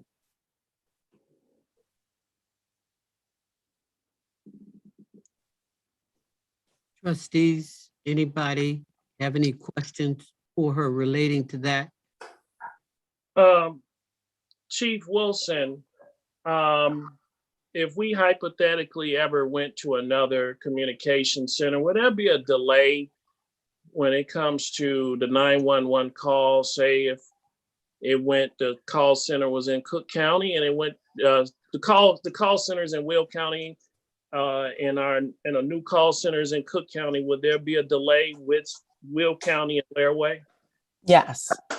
How it happens, how it works now is there are 3 PSAPs, dispatch centers assigned in Will County. Okay. And for ours in particular, anytime someone dials 911 who lives in University Park, then it's routed automatically to the Laraway Communication Center, because that is our designated PSAP. Okay. If hypothetically that we went elsewhere, then the call would still have to go to Laraway, and then Laraway would have to transfer it to the appropriate dispatch center, which would cause delays. And it's not an absolute science either. Sometimes when they transfer it, it goes to a different PSAP. So first they have to take the call, determine what the nature of the call is and what services are needed, whether it be police or fire, ambulance, and then whether it's an emergency, and the layer of the call. If it's an emergency call, if it's a something that's not as urgent, for example, if it's a 2-man call, if it's a 1-unit call, all that is taken into consideration, and the computer plays a large role in that. One of the things that is definitely comes to mind when it comes to police, for example, is the backup that we have. Okay, we're already short, but even if we were up to full staff, then when we are dispatched, obviously the other departments that are on the same band as us, they hear the radio traffic that's going on. We're on with 6 different agencies, police agencies. So if there's a call that's going from one jurisdiction to the next, for example, they already are aware and can hear what's going on, and they do aid. A lot of times they just automatically come over or float toward University Park because they know we're going to need help, as we do with them as well. That is one of the things that we would definitely lose if we did go. I just want to give you all of the information as far as pros and cons to it. And from a police standpoint, that would definitely be an officer safety issue. So with me, it's no longer when we dispatch by ourselves, but I guess the law did say, I think, was it 25,000, a town under 25,000, you had to consolidate. But when you say 8 towns is kind of crowded, if we ever, even if it was layaway, we moved up to 8 towns, wouldn't it be crowded? Because the reason why I'm gonna say the show to prove that we was crowded on the band, my call sign was 849. That's a lot of call. That's a pretty jam radio if it was 8 towns, but it would be beneficial if it's always just what we have right now, considering the manpower, what we would call assist outside agency on our frequency. Am I correct? Okay. Yes. How ours is divided up. Okay. Obviously, Laraway dispatches for numerous towns, municipalities, and for Will County. Okay. The talk group that we're on, consists of the neighboring agencies over here on the east end of the county. We're all on the same band. Okay. When it relates to the number of municipalities that are on there, it's not necessarily the number of municipalities, but how busy they are.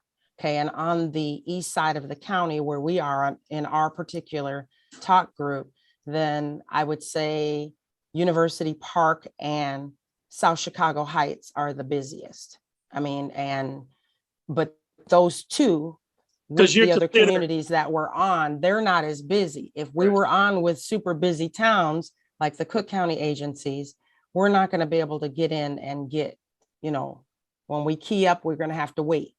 So because I think I gave you a report from the last layaway. It was, you all were considered from the town at medium, small, medium, big in layaway. I think you were kind of shocked when I told you we were classified as medium compared to even the fire department. But fire department will be another tool because they are MABUS and everyone's in that same fire group, to my understanding. Am I correct? Yes. Okay. That is, and then it also, like I say, has to do with the amount of traffic, the amount of calls, the amount of reports that they take each year. Okay, and ours are definitely one of the higher ones, like I say, on the east side of the county. There's will we be able to keep those reports if we left Laraway? Okay, the reports, we'd probably have to pay a fee for that. We would have to have an intergovernmental agreement. I do have some information from like frequently asked questions that 911 has posted, on their website and so forth. And we would lose our report writing system. We have to get all new radios, all new equipment, because it's a different type of system that we're on. We're on the Starcom system, okay, which is different from Will County. We also lose what's called the interoperability, where we're able to just change the band on our radio and talk to, like, for example, Will County. Will County is not directly on our band, on our talk group, but I can reach them on my radio. I can reach Governor State on my radio. Okay, and all of that, we'd have to have all new radios because it's a completely different system. We do have state-of-the-art equipment, state-of-the-art services and facility now, which is brand new. So, those are some of the things that we would definitely lose. I have a question. Okay, go ahead. I have a question. So we're looking into, I know this is just a discussion, but why are we looking into changing something is it a problem? No, we're not. No, we're not just looking to change anything, just having a discussion. Okay. Yeah, just having a discussion because. So I just wondered if it was a problem or anything that why we're looking into it. No, we just want to make sure that we ensure that everybody on this board wants to make sure that our community and our region are protected to the very best of our abilities. That's all. It's just a conversation. Okay. Yeah. Thanks. And if there is a complaint, Chief Wilson, with anyone with a 911 call, who's the 4 individuals in the Village University Park that were reached out to that supervisor? Okay, what we have, and that's actually on our requested questions or the most asked questions that they have on here. They have established procedures through specific protocol for any type of fire complaint. Then you would go to your fire chief, okay, who's on that board, or to who he has designated as the person to go to for that's on the fire board, which is Deputy Chief Richards. For police, it is myself, okay, and I lodge those complaints. They actually read them out at our meetings, which from all the different towns, if there's a problem that needs to be addressed. And then we have on our executive board, we have Trustee Brooks and we have Chief Chelios for fire. Okay. And I will say, Mayor, we have had, when you first came in, maybe twice, one under the previous mayor, one under you. It was 911 situation where when the system was just coming up and they were going through all the hiccups, it was two things. And Chief Wilson will verify because it was a concern at first. When people would call 911, they would ask what town you were in because the system was not popping up University Park initially, and that had happened 2 times, once under the previous mayor and once under you, and it was addressed. And since then, from the previous meeting, in fact, they're having one tonight. Tonight it is. Yeah, it's a Laraway meeting tonight. There's nothing major that was needed to be voted on, or we probably wouldn't be here. But Nonetheless, to my understanding, Laraway is training more dispatchers. Correct me if I'm wrong, Chief Wilson, more dispatchers, and that was the only thing bringing it up to speed, because it's almost like police officers, you know, they have to have the experience. And just to close, and let me say this, prior to my injury, I had to attend a 911 training. And the call was to kind of get us to understand dispatchers. Sometime as a police officer, Chief Wilson will tell you, in our younger years, we get kind of itchy on the radio and barking at them when they don't move fast enough. But they showed up, they played a tape to traumatize a dispatcher. What happened is that, and this is why I learned some of us do 100 miles per hour, and this is one reason why I was always protective over women. The 911 caller was a woman who had a man coming through her door. She was whispering, she was locked in her bedroom. What happened is that afterwards, you can hear on the call where she's yelling, she's quietly whispering, "He's at my door, he's at my door, he's in the house. Oh no, he's at my bedroom." And what I heard was the most horrific rape in my life. Believe me, Karen will tell you, I cannot stand we have protocols in this. I cannot stand a rapist. And to hear that, it made my day even worse. Yeah.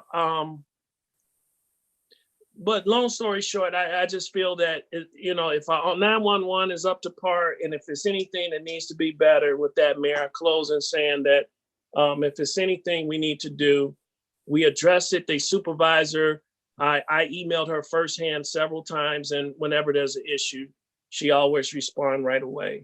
And that's it for me. Okay, but let me just say this. Close this out. You do me a favor, let's just touch bases tomorrow real quick. And all right. Okay. No problem. Any other legislators got any other comments? All right, Manager E.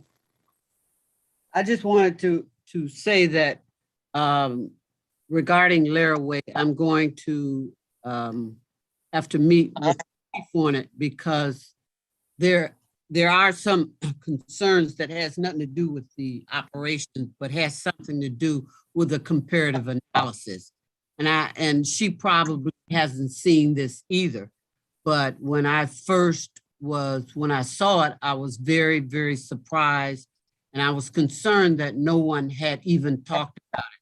So I'm going to talk to her about it, but I wanted her basically to explain to the board exactly the function of Laraway, because we're going to have to get in line with the other communities in terms of what's happening. Our level, we may be one of the largest, but we're not the largest.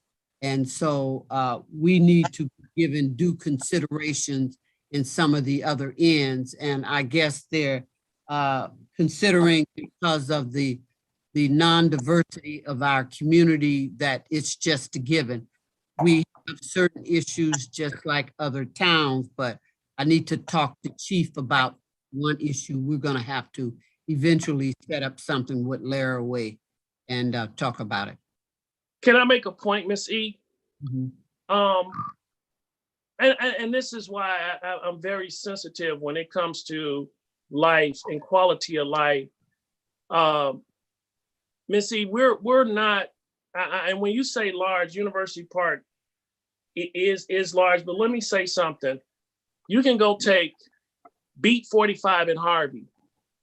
University Park should not be answering the call volume that Beat 45 in Harvey answered. There's no way officers should be answering 23 calls. This is my call log in Beat 45. 23 calls a day, 7 reports, 1 arrest, 2 accidents on a 3 to 11 shift. If you put that beat and Laraway had to dispatch you, that is going to be considered. And Beat 45, you know, Miss E, that's right there between Ashland and Park, 154th and all the way to the Markham border. That's pretty busy. That's pretty busy. It is. And I think we need to also entertain it that if the call volume is going to be that heavy, we need to also discuss making sure that we have more officers so that when they do, because remember, if they're running with 2 officers or 3 officers on that shift, that number is going to tick up for Laraway on the back end of his call sheet. I know some of you don't understand. I'm talking technicality. Miss E probably know what I'm talking about, and we need to talk about that. That's what I'm saying. I think we need to stop at this point because we have to talk to her about has something slightly to do with that, and that's what I need to talk to her about because. Okay, how the officers are assigned has to do with how the chief has determined that is. Right now, like I said, we have different sectors where we put officers in different areas, but I don't have enough officers to fill those. Okay, even though we have a heavier call volume, then we still run with the least amount of officers. Crete has more, Moni has more, South Chicago Heights has more, Steger has more. Everybody has more officers than us on each shift. So remember you said that because that's exactly what we're going to talk about. Okay. When you'll see why. Right, because that's determined by each agency. Yeah, right. But we'll talk about it. Okay. So with that, I didn't see anything else on the agenda, Mayor. Motion to adjourn. Is there a motion to adjourn from the Board of Trustees? So moved. Second. All in favor? Opposed? Sierra. Thank you, everyone. Good night. Look forward to seeing you Tuesday. Have a fantastic weekend. See you Tuesday.